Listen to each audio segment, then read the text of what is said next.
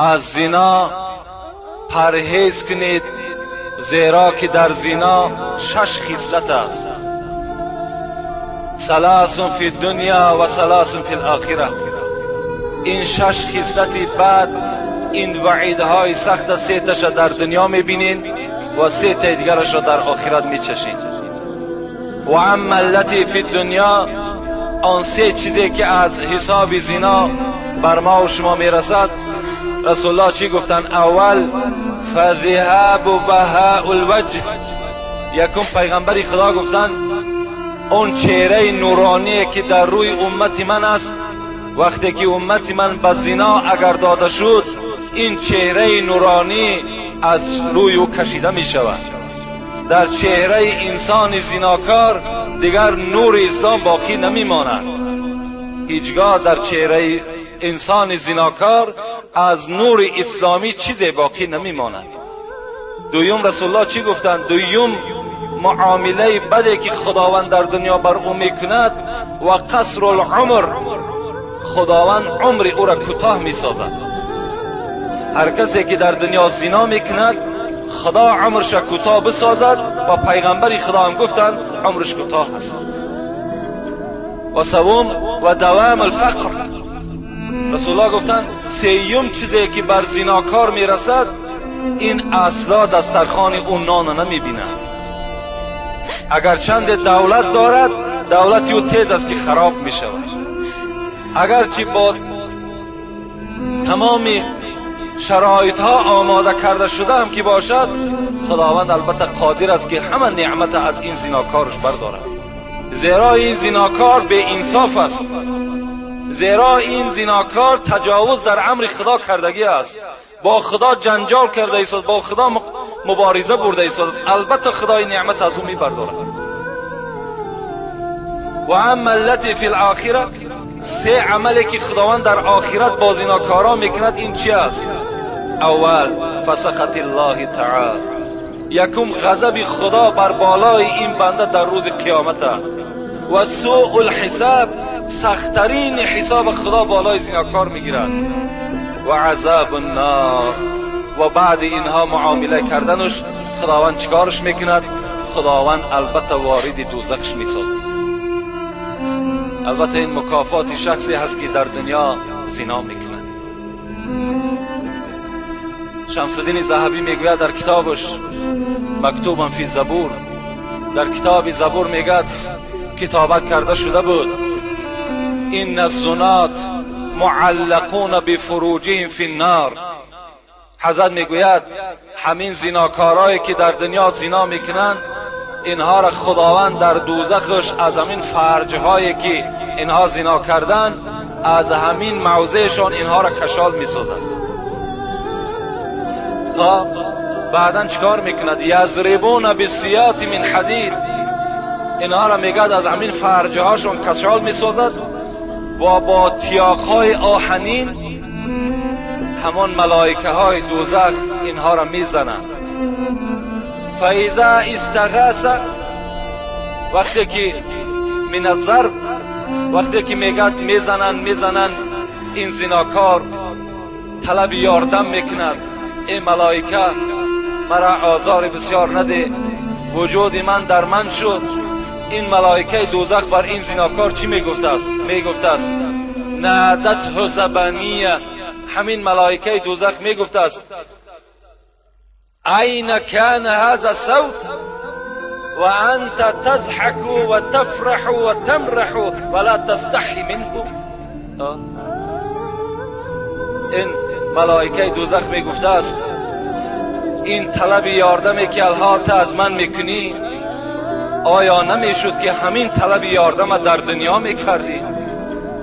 در حالتی که تو زنا میکردی میخندیدی، زنا میکردی راحت میکردی، زنا میکردی معیشت میکردی. ولا تستحی منه، از خدایی که تو را خلق کرد تو از او شرم نکردی، امروز تو با از من یاردم طلب میکنی. اینجا جای یاردم نیست دیگه. حضرت موسی گفتند الهی ما لمن زنا، پروردگارا کسی که در دنیا زناکار است او را چی جزا میتی؟ قال الله تعالی البسه درعا من النار لو وزع على جبل شاهق لاصبح رمادا. پیغمبر خدا چی گفتن؟ حضرت موسی گفتن خداوند جواب گفت که من بر زناکار چگونه معامله میکنم؟ یک درعش میپوشانم. درع گفتم لباس همون دوزخی ها را میگن از آهن است، چنان تفسان است گفت میپوشانمش. اگر همون لباس دوزخی را در بالای کوه از کوههای بلند دنیا اگر بگذارین لاصبح رمادا، قسم به عظمتی خدا که کوه را خاکستر میگرداند. همون لباس زناکار است. لکن از همه ده زنای وزنین ترین پیغمبر خدا با کی گفتند؟ اعظم زنا بالام والاخت و بالمحارم. در باب زنا صحبت ها زیاد است. انشاءالله ما در باب هر یک جمعه من شاید که حدیث های از این تکرار میکنیم. رسول الله گفتند بزرگترین زنا زنای با مادر است و زنای با خواهر و اپه است و زنا با زنی هست که برای تو نکاح و حرام است. این از همه ده وزنین ترین زنا در نزد خدا به حساب می رود. حتی حاکم می گوید و صحح فی حاکم و صحح الحاکم، در صحیح خود حاکم چی می گوید؟ من وقع علی ذات محرم فاقتلوه.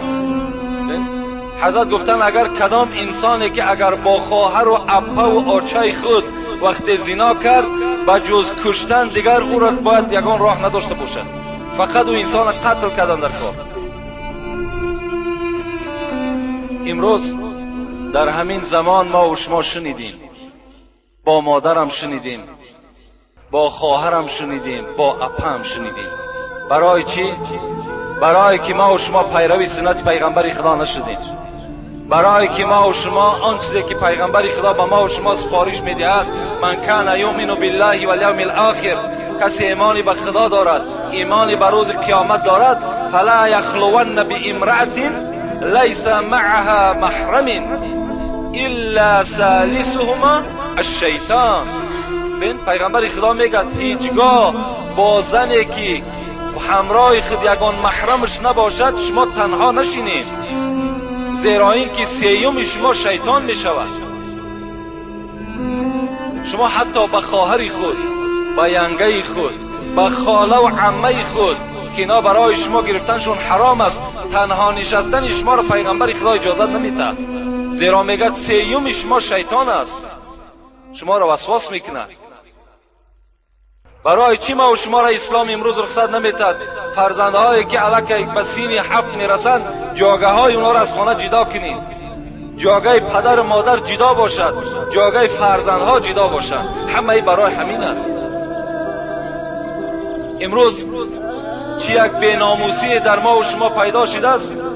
در خانه ما و شما وقتی یک رفیق ما و شما، یک همسایه ما و شما میآید، خدمت دسترخوان ما و شما را زن ما و شما میکند. این در کجاست آخه؟ همین ناموس است. دختری تو، خواهری تو، زنی تو نخواد در رفیق تو بیاد دسترخوان پرتاید.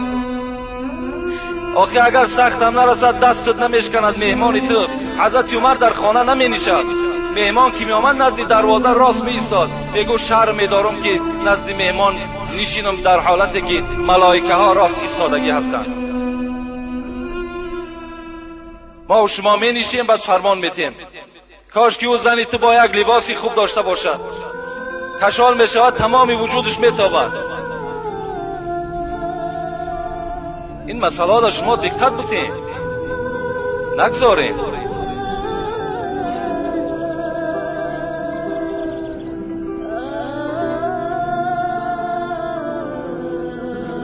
ام سلمه زن پیغمبر خدا بودن. حدیث روایت میکنن که من همراه میمونه بودم، میگه زن دیگری پیغمبر خدا.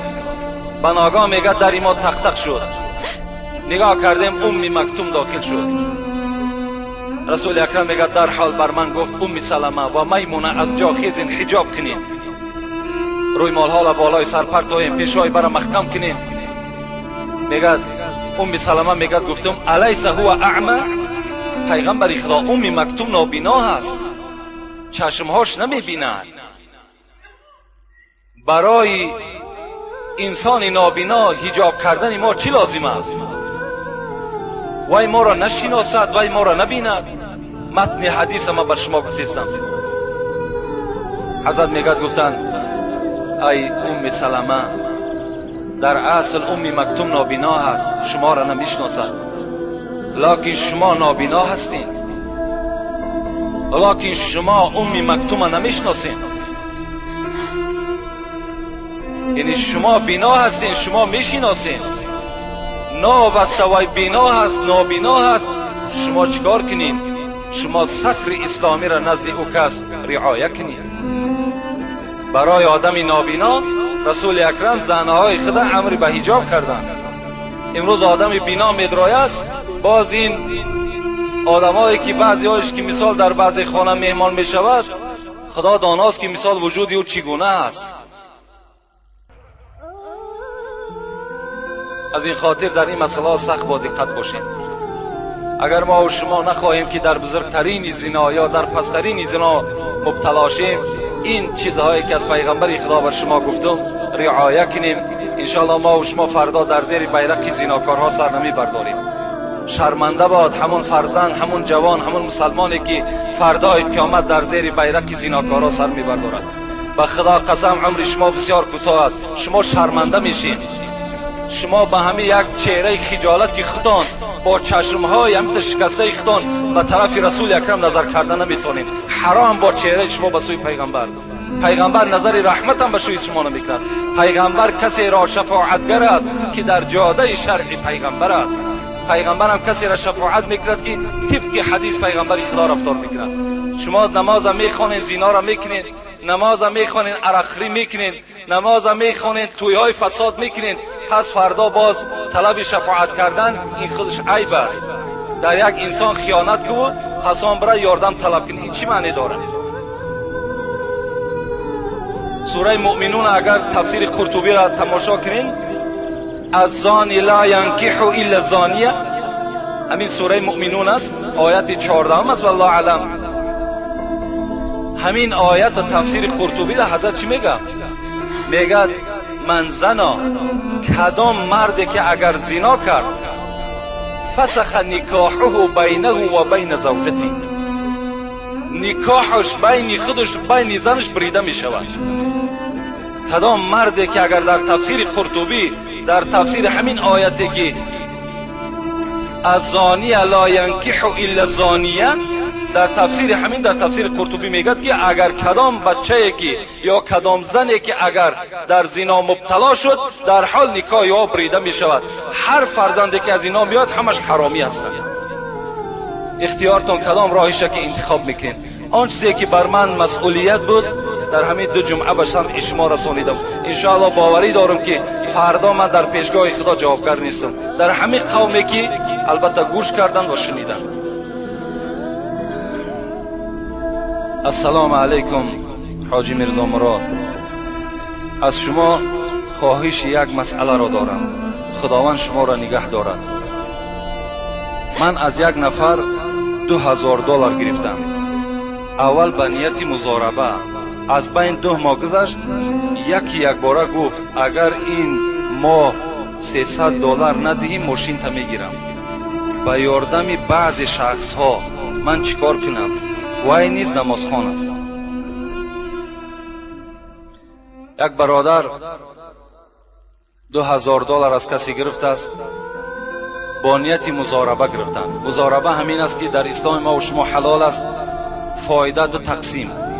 اگر از همین $2000 $1000 همین مردک بیابد، باید طبق اسلام $500 خودش بگیرد. $500 باید که آدمی مثال پولدار میگیرد، $500 آدمی که عمل کننده بود. $500 باید تقسیم که فایده 2 تقسیم است.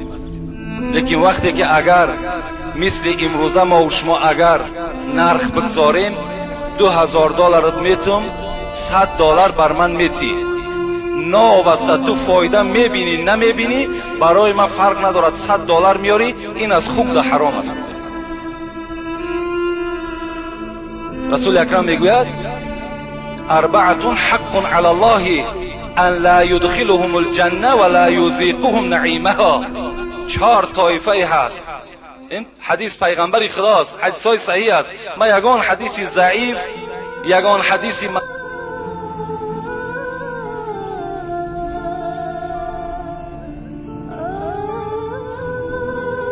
الخمر، کسی که عرق نوش است، کسی که اگرچه در 2 سال 1 بار عرق بنوشد این وارد جنت نمی شود. دوم آکل ربا، کسی در دنیا ربا میخورد، همین پراتین میخورد. و آکل مال الیتیم، کسی که در دنیا مال یتیم میخورد. حالی بسیار است بچه هایی که از دنیا میگذرند، زناشون 3-4 کودک قطعی میمانند، بعد چیکارشان میکنن؟ بعد در حال پیششان میکنن خانه پدر و مادرشان دیگر نه حق برای او است. اگر هم بچه خانه و درم داشته باشد، بیچاره مرده مال، این مال دنیا که اولاد اجداد چه کشتگی است، همون مال اجداد همه مالا را به خودش میگیرد. این کلن قطعی کودکا بعد خانه پدر روان میکنن. این حق یتیم نیست؟ او بیچاره مهنت کرد برای زن فرزند خودش، چرا پدر مادر همچه پدر مادر حق در گردنش بود سیرت میکرد، لیکن این خانه و این مال و ملکی او بطه نمیرسد، یک حصه بطه میرسد، اکثرش به زن فرزندش میرسد. او را کجا از خانه بیرون کردیم؟ امروز چند کس آمد ما را شکایت کرد که دختر ما از خانه پیش کردن، شوهرش وفات کرده است، 2 خانه داره، 1 خانهش نمیتنش. این خوردن مال یتیم است، انشاءالله تو دوزخ میره.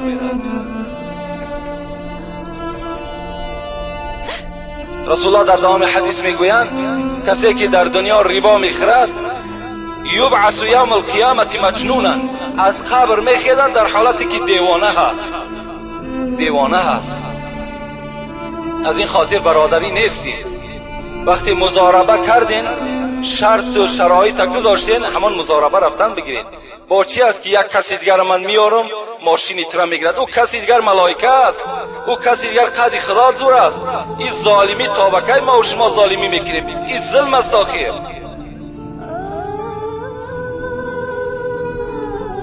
کسی دیگر میارم ماشینی ترا میگیرد.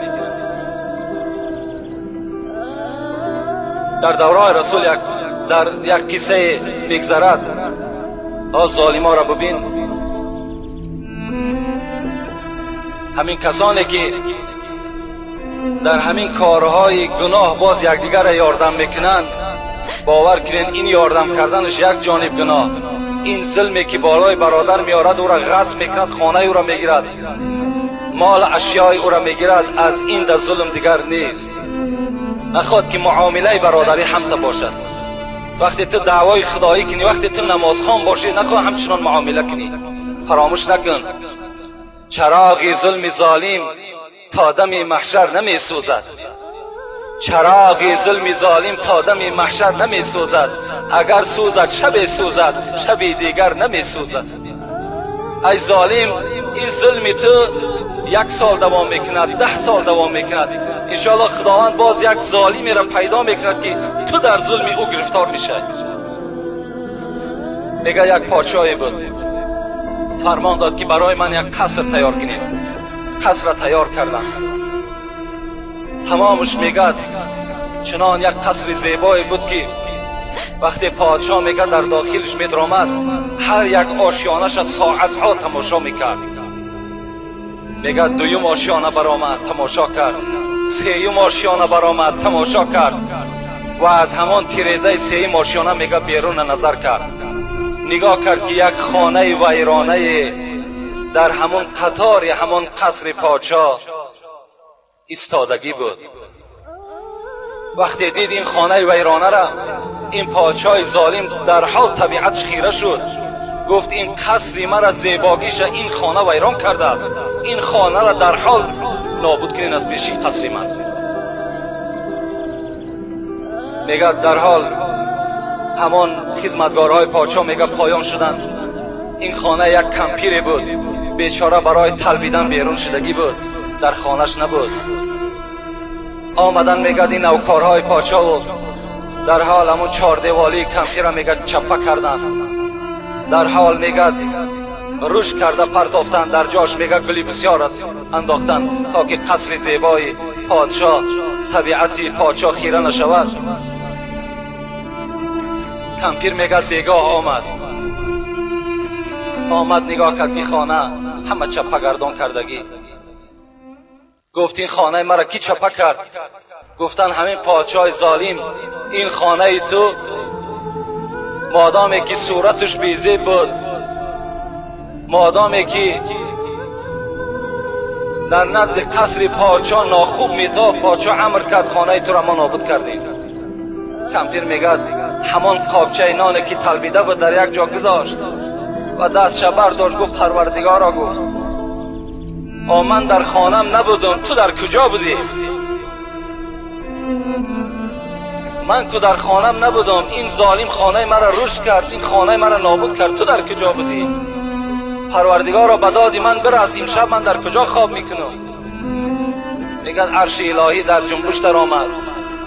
در حال میگد جبرائیل امین که 600 پر داشت، هر پرش دنیا را چپه میکند. فرمان داد گفت این قصری که این ظالم ساخته است، جبرائیل بر تو فرمان از پایان شو و ای را زیر زبر در زمین پرتاش. گفت در حال جبرائیل امین نه دیگر برای خداوند نه یک ترکیش ها لازم است بگیم، نه یگان یراقهای مستحکم لازم است. این جبرائیل خودش جواب دهنده همه یراقها است. در حال میگه پایان شد، این قصر ظالم میگه برداشت در آسمان و در همون جای خودش میگه ناپدیدش کرد. این البته انشاءالله هر یک کدام مظلوم یک دسترسی دارد. به سوی خدا دعا کن، انشاءالله این گناه ریباخرا را خداوند از روی زمین گم میکنه.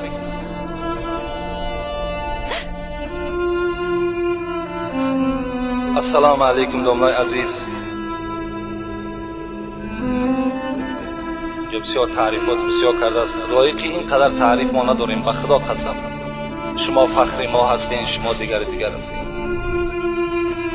دو سوال دارم. سوال اول این است که یک شعری را بر من تحلیل کن. بر در میخانه خواهم گشت چون حافظ مقیم، از این می و میخانه غرض چه هست؟ میبخشید دنبال. در غزلیات های حافظ این مصرع های شعری میگذرد: بر در میخانه خواهم گشت چون حافظ مقیم. این حضرت میگد که همینجا میخانه ذکر شده است. آیا همین میخانه چه است؟ آیا حافظ همین میخانه هایی که الحال فساد کننده جامعه ما و شما از همین میخانه است؟ عارفان میگویند در هر یک شعر، در هر یک مصرع هایی که می ذکر می شود، بر ما و شما میگویند. چی میگویند؟ شراب عشق نبود زاب انگور، شراب عشق نبود زاب انگور، رهی نوشیدنش هم از گلو نیست. شراب عشق نبود زاب انگور، آن شراب، آن می عشقی که ما در شعرهای خود یاد میکنیم، اونها آب انگور نیستن. میگن شراب عشق نبود زاب انگور، رهی نوشیدنش هم از گلو نیست. این شراب، این می که ما میگیم، ایران به این طریق گلو نوشیدن میشود. از آن پیمانه و جام و سبوها غرض پیمانه و جام و سبو نیست. این جام، این بکل و این استکان و دیگر چیزایی که الحال زبانهای ما و شما میگردد، اینایی که ما در شعرهای خود ذکر میکنیم، اینها این ظرفهایی که عرق نوشا می نوشند، اینها نیست. میگن از این خاطر از آن معنی که عارف زلف گوید، اگر مبادایی که در یکان شعر ما و شما رو پروشیم به زلف، اگر زلف کند، این زلفی به توفیقا نیست، بلکه چی است؟ از آن معنی که عارف زلف گوید، غرض در پیچ تابی هیچ موی نیست. اگر ما زلف گفتیم، این همون زلف های کج دادگی از موی ها عبارت نیست، بلکه همه اینها عشق الهی هستند. از این خاطر دادر عزیز، آن می و میخانه و دیگر شعرهایی که ذکر می شوند، اینها را شما هیچ و به این می برابر نکنید. حتی خود همین حافظ چی میگد؟ المنة لله که در میکده باز است، زان رو که مرا بر در او روی نیاز است. خمها همه در جوش و خروشند زی مستی، آن می که در آنجاست حقیقت نه مجاز است. آن می که در داخل خم است می حقانی است، می مجازی نیست. از می مجازی، این می که امروز تمام مردم دیوانه کرده است، این می حافظ چی میگه؟ از وی همه مستی و غرور است و تکبر، از ما همه بیچارگی و عجز نیاز است. این می که در خم، این می که خدا حرام کرده است، این فقط تکبری است. این همه مثال بگیم آزاردهنده اشیای دنیایی است. این می که ما میگیم، این می همش عشق الهی است.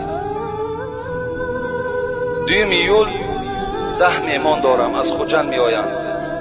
درباره آدم و چگونگی آدم صحبت می کردیم. این صحبت رو من در یک مولود از شما گوش کرده بسیار معقول شد.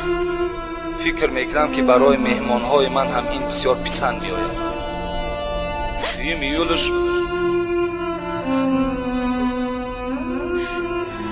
ای آدمی زنده را تا 2 ایول آلی خیلی وقت است، لیکن ما جمعه دیگر در باب امام اعظم گپ میزنیم. صاحب مذهب هستند، شاید که 2 جمعه را بگیرند. اگر 2 جمعه را نگیرد، جمعه دیگر انشاءالله در باب فضیلت آدم چی هست، آیا آدم خدا چی فضیلت داده است و برای چی در دنیا خلقش کرده است. انشاءالله صحبت بسیار خوب است. این برادر در کجای گوش کرده باشد بسیار صحبت معقول است. انشاءالله به سمع شما میرسونید. السلام علیکم داملای عزیز. من در وقت تحیات خواندن انگشت خود را برداشتم. امام بر من گفت که این مکروه است. من به او گفتم که در نماز جمعه سوال دادن. داملا گفت یگان باکی ندارد. به من گفت که از قفای من نماز میخوانی، به گپ من گوش کن. نباشد در قرآن یک آیت است، به تو میخوانم دیوانه میشوی. من به او گفتم امر معروف کن. به ما گفت که از شما 5 تنگه فایده نباشد. نماز شام در آمده جماعت میخونه و میرود. التماس به پورگی فرمانید. یکی از مخلصان شما خودش امام یک وقته باشد، همون آیت جماعت نمیخونه در قرآن که دیوانه خود شود. که خدا در قرآن چی میگه؟ خدا در قرآن میگه وقتی روز قیامت میشود سوره نون بخواند، همون سوره قلم بخواند، انا دیوانش میکنند. من یک آیت میخوانم شما دیوانه میشین. درباره انگشت سبابه در قرآن آیت نیست، مکروه است، خودش مکروه است. کتابی هست در دست ما مولوی محمود جان که از خیلی مولوی های بزرگی همین تاجیکستانی ما و شما است، ایشان نوردین جان دادرشان تزیین عبارات فی تحسین الاشارات. این کتاب علی قاری است. حضرت به فارسی گرداندنش. خودش حنفی مذهب است. همین حضرت در همین جا 36 حدیثی صحیح پیغمبر در باب برداشتن همین انگشت در وقت اتحیات حضرت ذکر کردگی هستند. اگر علم داشته باشد، سواد داشته باشد، مرحمت همین حدیث ها را تماشا کند، خودش البته همش معین می شود. من در خانم کتاب دارم از 12 جلد عبارت است، فقه الاسلام و ادلته. طریق امام اعظم خودش چخیل می برداشت، در همون کتاب ذکر شدگی است. یک روز یک جوانم در همین جا آمد، یک کتاب آورده است، لابد منه، یعنی ضروری هست گفتگی. همون لابد منه در همون متنش به زبان فارسی نویسنده است که کسی اگر انگشت سبابه را بردارد در وقت التحیات مکروه است. باز در بالای همین یک اشاره مانده است، یک رقم 4. بعد شهر دارم کتاب لابد منه.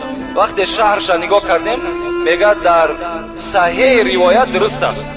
ما با او جوان میگم که این در حواشیش یکمش ما گفتم با کتابت ما ایمان ندارم، این نویسنده استش، حدیث در پیش ما ساخته. یا دویمش که این کتابی که در حواشیش نویسنده است که در صحیح روایت برداشتنش جایز است، این چه کار کنیم؟ میگه اوش اعتبار نیست، همیش اعتباره. اوش کی نویسنده است؟ سوالات